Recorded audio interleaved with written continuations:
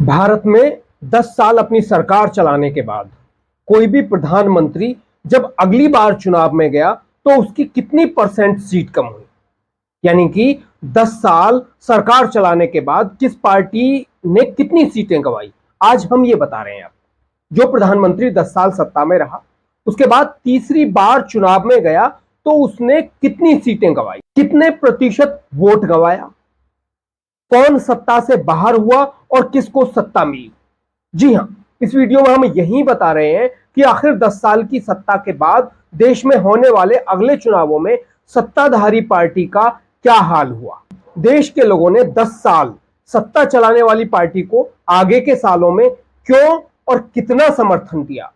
देश में 10 साल प्रधानमंत्री रहने वाले नेता जब अगले चुनाव में जाने के लिए जनता का समर्थन मांगने आए तो उन्हें क्या मिला, किसको जनता ने लॉलीपॉप दिया और किसको जनता ने सत्ता सौंपी। आपको मैं एक पहले ये ग्राफिक दिखा रहा हूं।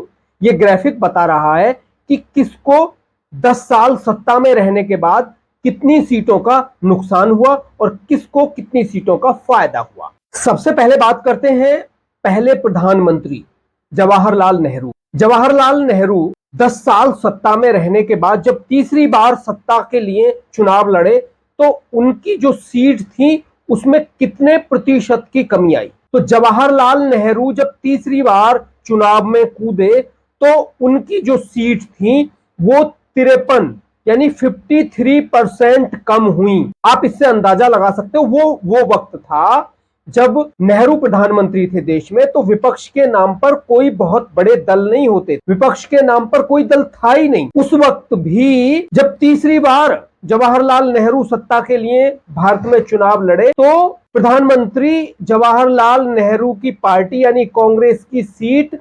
53% यानी 53% कम सीटें आई। जब लगातार अगली बार प्रधानमंत्री 10 साल रहे और फिर वो तीसरी बार सत्ता के लिए चुनाव में गए तो उनका क्या हश्र हुआ। उनमें अगला नाम है मनमोहन सिंह का। प्रधानमंत्री मनमोहन सिंह जब 10 साल सत्ता में रहने के बाद अगले सत्ता में आने के लिए चुनाव में गए तो उनकी पार्टी यानी कांग्रेस की पार्टी की सीटें 79 यानी 79% कम हुई। 79% कम होने का मतलब है कि कांग्रेस पार्टी एकदम से खिसक गई। 10 साल सत्ता में जब कांग्रेस रही, मनमोहन सिंह प्रधानमंत्री रहे तो कांग्रेस पूरी तरह से ढह गई। उसका कोई भी नेता पार्टी को बचा नहीं पाया।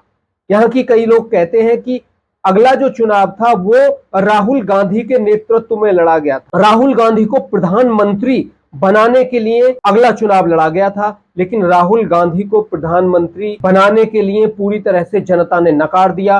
और अगला नंबर है दोस्तों, जो 10 साल लगातार सत्ता में रहने के बाद फिर तीसरी बार सत्ता में आने के लिए चुनाव लड़ने गए, वो नाम है प्रधानमंत्री नरेंद्र मोदी। प्रधानमंत्री नरेंद्र मोदी जब तीसरी बार सत्ता में आने के लिए चुनाव लड़े तो उनकी सीटों में 21% की कमी आई।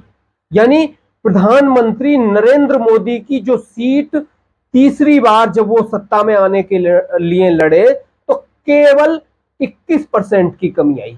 यानी जितने भी आज तक लगातार 10 साल प्रधानमंत्री रहे, उन प्रधानमंत्रियों ने जब सत्ता के लिए चुनाव लड़ा तीसरी बार तो सबसे कम नुकसान प्रधानमंत्री नरेंद्र मोदी को हुआ, बीजेपी को हुआ।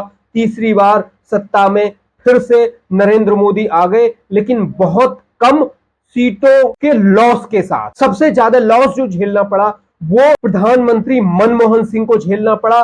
वो 79% सीट कम हो गई उनकी जब वो तीसरी बार सत्ता के लिए चुनाव लड़े। तो लगातार नरेंद्र मोदी को एंटी इनकम्बेंसी वोट से नुकसान जरूर हुआ, लेकिन बहुत ज्यादा नुकसान नहीं हुआ। सबसे कम नुकसान झेलने वाले जो प्रधानमंत्री रहे भारत के, वो नरेंद्र मोदी ही रहे दोस्तों। और नरेंद्र मोदी का जलवा अभी भी बरकरार है, कम जरूर हुआ है। तीसरे टर्म में वो किस तरह से नेतृत्व करते हैं देश का, कितने कड़े फैसले लेते हैं, किस तरह से लोगों का साथ देते हैं और किस तरह से उनका साथ लोगों को मिलता है, ये देखने वाली बात होगी।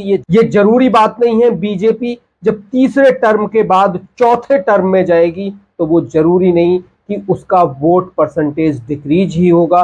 अगर प्रधानमंत्री नरेंद्र मोदी यानी बीजेपी की सरकार ने, एनडीए की सरकार ने कुछ ऐसा करके दिखा दिया देश के लिए जो तमाम लोगों को अपना मुरीद बना दे, तो हो सकता है कि बीजेपी और ज्यादा सीट ले आए अगली बार के चुनाव में।